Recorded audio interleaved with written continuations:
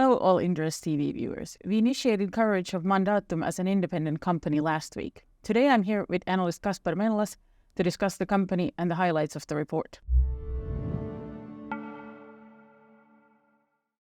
So, first off, what is Mandatum's business?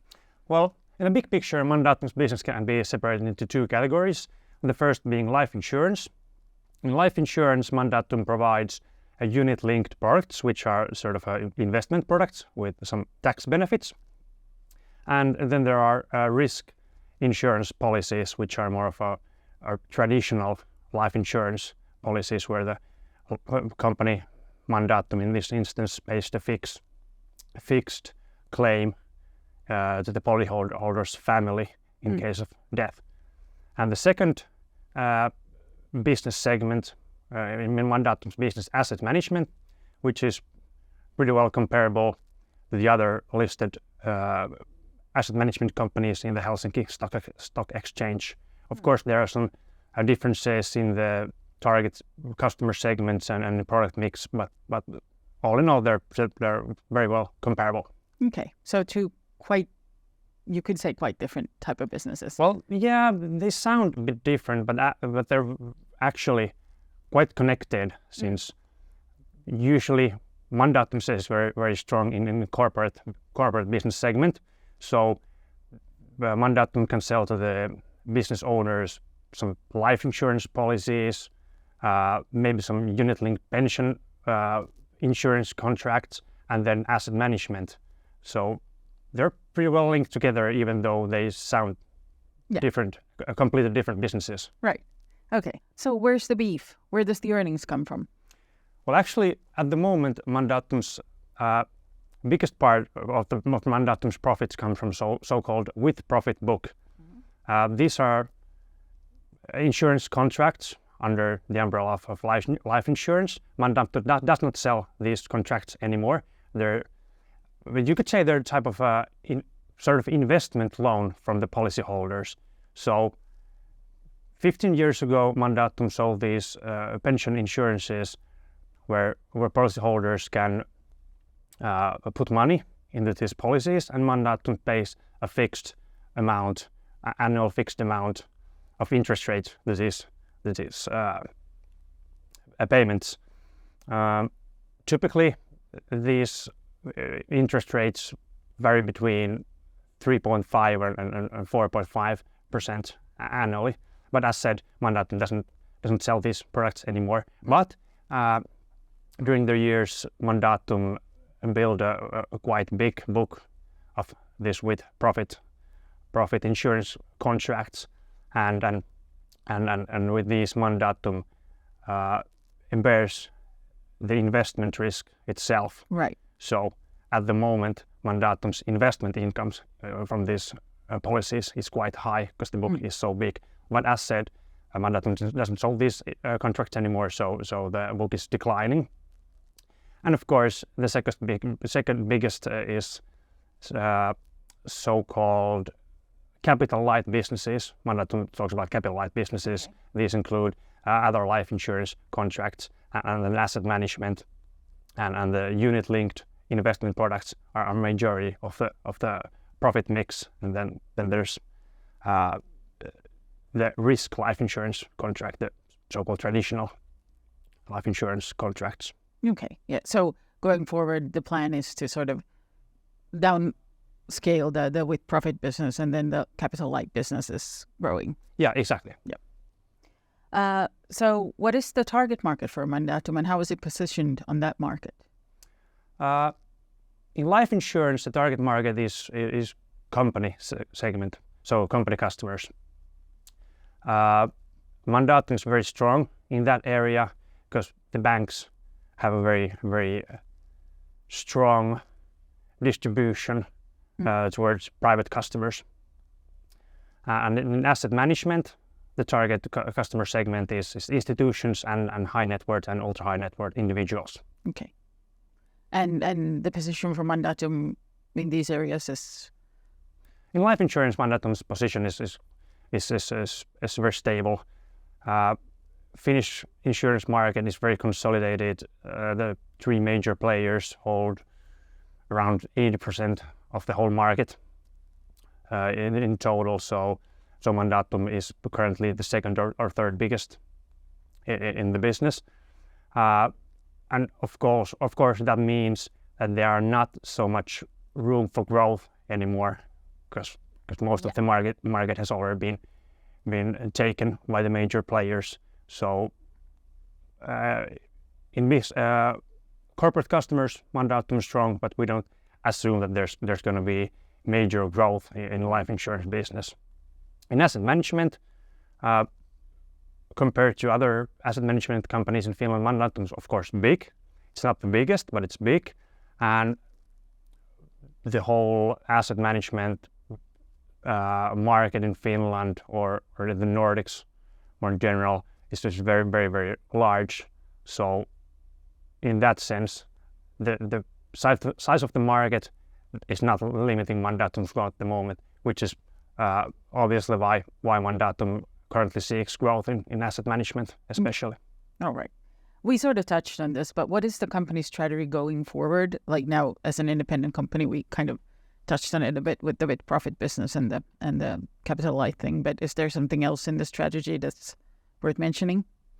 Well, the company has stated that mergers and acquisitions are one way to grow in the capital light business in asset management, and especially in Finland. So the company wants to be an active player in the consolidation of the Finnish asset management industry. So that is one one key point to consider. And of course, on top of that, the company seeks organic growth in the capital light businesses. Okay. But looking at the varied businesses, like the things like with the with-profit portfolio, PE investments, wealth management, and so forth, what's your view of what the company could look like in 5 to 10 years if everything goes as planned or according to plan? Well, this question is sort of very well related to the previous one, because when the company seeks growth in capital light businesses, it is expected that the capital light businesses are bigger in the in 5 to 10 years. And what I did not say previously in the strategy is that the company also seeks to lower its investment risk exposure by driving down the with-profit book. And the company at the moment expects its with-profit book to be somewhere around 50% smaller in 10 years. Right. Yeah. So I'd say that the with-profit book is much lower or much smaller in 10 years, and the asset management business is much bigger. How much bigger? Hard to say. It depends also on the asset allocation decisions. If the company should make any acquisitions, of course, that's a way to drive growth in the asset management compared to the organic way. But to sum it up, the asset management should be bigger and the with-profit book much smaller. Right, yeah. And if I understood the report correctly, the PE investments is something they might look to exit? Yeah. They're definitely looking to exit those. Okay. So what is the main risks investors should consider in Mandatum? Well, I think the major or the key risk fall into 3 different categories. First, of course, since the company has currently a very large with-profit book, there are investment risks. So should the investment income be much lower than expected, it would also mean that the profit of the group would be much lower than expected. And since the liabilities in the with-profit book are discounted, so should the interest rates go near zero again, that would increase the liability side, which could result in a situation where Mandatum has to tie extra capital to that business. Of course, the company has a very strong balance sheet at the moment, so we don't see that risk being material at all. And then there are insurance risks.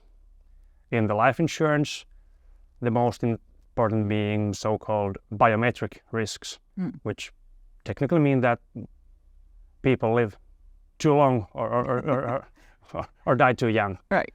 Because in the pension payments and pension insurance contracts, if the policyholders live from Mandatum's perspective too long, right, that means that they have to pay too much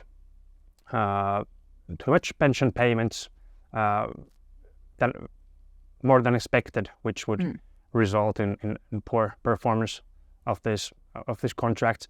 And in the risk investment contract side, the risk is that the policyholders die too young, which again would result in too high claims related in relation to the payments Mandatum receives from this contract.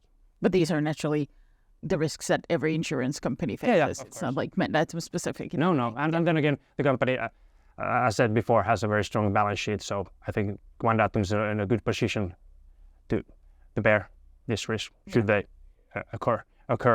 And in asset management, we see that the biggest risk is related to the performance of the funds and quality of the service.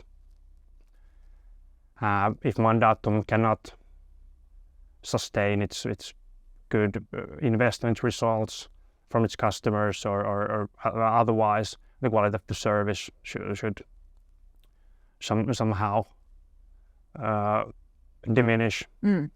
That could result in a loss of asset under management, or at least the growth wouldn't be as high as we expect it to be. So these are the three major or key risks in Mandatum's case. Okay. And finally, what is your view of the share's valuation and expected return?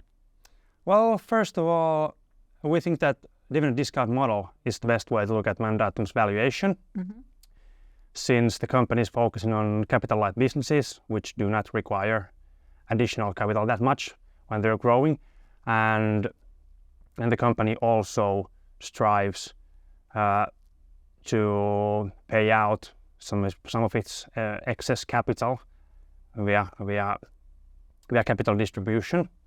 And when the with profit book is declining, it releases more excess capital, which the company either uses as currency in mergers and acquisitions, or once again distributes to shareholders. So we think that the dividend discount model captures this dynamic rather well. So that's the primary reason why we use the dividend discount model as our primary valuation model. Then we look at company's valuation in light of sum of the parts calculation. In Mandatum's case, this is a bit theoretical, since it assumes that the company or the management realizes or liquidates the balance sheet and distributes all the proceeds to equity and debt holders. But since the result of these two methods is somewhat similar, it tells us that the company doesn't have any strong incentive to do any major balance sheet transactions, such as selling the with profit book to an outside operator and not drive the book lower little by little, as planned. So, and this also, if you look at the expected return of Mandatum share, it comes from dividend yield mostly, because of this large dividends and excess capital paybacks or distributions. Yeah.